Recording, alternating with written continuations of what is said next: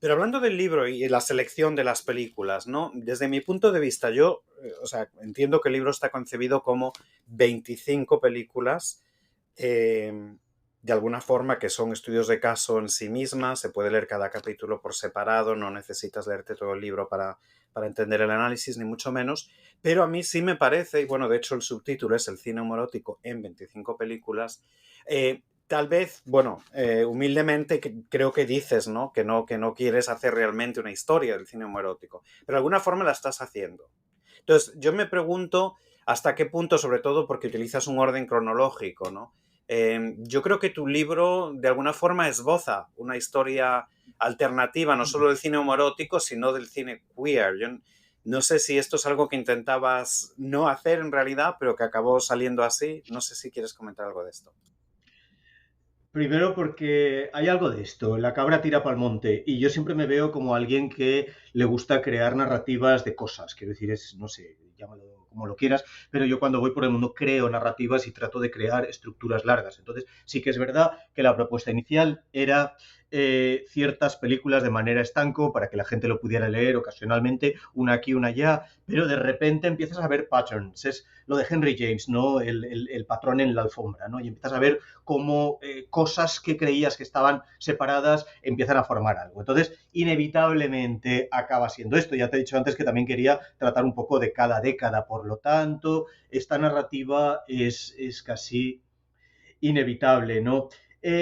Lo de si es una historia del cine queer o no, esto ya no estoy tan seguro porque ya te digo que la definición de cómo contar una historia del cine queer está cambiando y sobre todo cuando hablas de queer muchas veces el tema de lo erótico, el tema de lo sexual está siendo excluido y se está intercambiando, se está cambiando por el tema de lo identitario. Por lo tanto, cuando hablas de queer tendrías que entrar, y esto sí que lo digo en la introducción, que por esto no creo que el trabajo vaya sobre cine queer. Tendría que entrar en cuestión del cuerpo trans, tendría que entrar en cuestiones de otros tipos de miradas eróticas, porque queer es mucho más amplio. Entonces sí que me interesaba más centrarme en erotismo entre hombres del siglo XX por hombres del siglo XX, más o menos. Luego hay 4 películas que no, claro.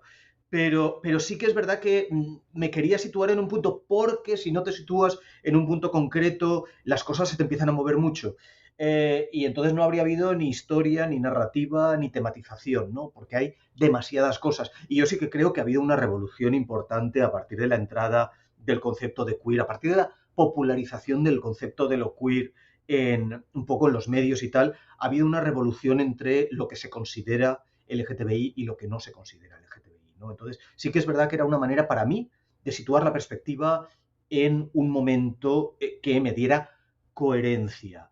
Una historia del cine queer yo creo que habría sido con otros títulos y tendría que haber introducido el tema identitario, tendría que haber introducido el tema legal. Nighthawks, por ejemplo, es una película muy importante desde el punto de vista de queer, de activismo, etcétera, pero muy poco importante desde el punto de vista erótico, porque no se recrean los cuerpos. De hecho, había cierto activismo queer, LGTBI, etcétera, en los años 70 que huía de este tipo de cuerpos. Cuando ves Nighthawks es como casi que militantemente todos los que aparecen tienen cuerpos normales, lo cual está bien, pero no hay una recreación en los cuerpos. Y yo me iba hacia gente que igual no era queer, pero sí que se recreaba en sentimientos, caricias, cuerpos. Sin duda, yo reclamo tu libro como en realidad, o sea, perdona que insista, pero evidentemente lo queer es tan amplio que yo creo que sería imposible cubrirlo en un libro, ¿no? Porque tenemos que hablar de muchos, como tú dices, ¿no? De asuntos identitarios, legales, más diversidad tal vez de la que vemos aquí, porque el punto de vista es evidentemente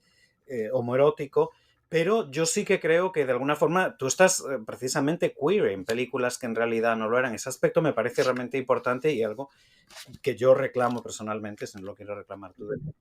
El tema de ricas y famosas, ¿no? Que yo entiendo perfectamente que ricas y famosas es menos erótica o menos homoerótica que cualquier película porno que se pueda hacer ni ahora ni en 1970, pero que realmente yo creo que hablaba, y es una cosa que me ha sorprendido mucho porque mucha gente de mi generación hablábamos en los mismos términos sin haber hablado entre nosotros, veíamos ricas y famosas de la misma manera.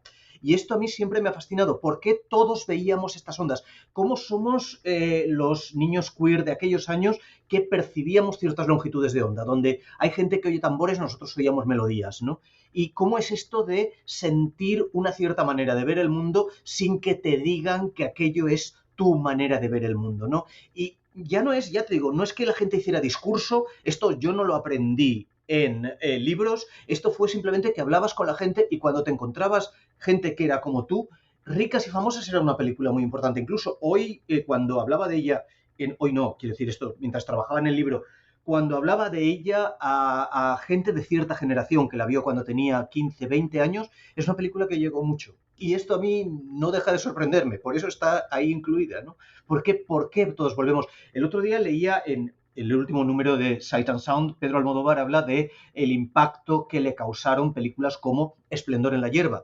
A mí, sin conocer a Pedro Almodóvar y sin saber nada, me causó impacto Esplendor en la hierba. Luego empiezas a ver que Esplendor en la hierba está escrita por un homosexual que realmente tenía un montón de problemas y dices, claro, el homosexual armarizado que escribe esta película era yo cuando tenía 15 años o Almodóvar cuando tenía los años que tuviera. En 1962, pues tendría 12, 13. Pero nos llegan un poco de la misma manera y esto a mí me parece muy interesante.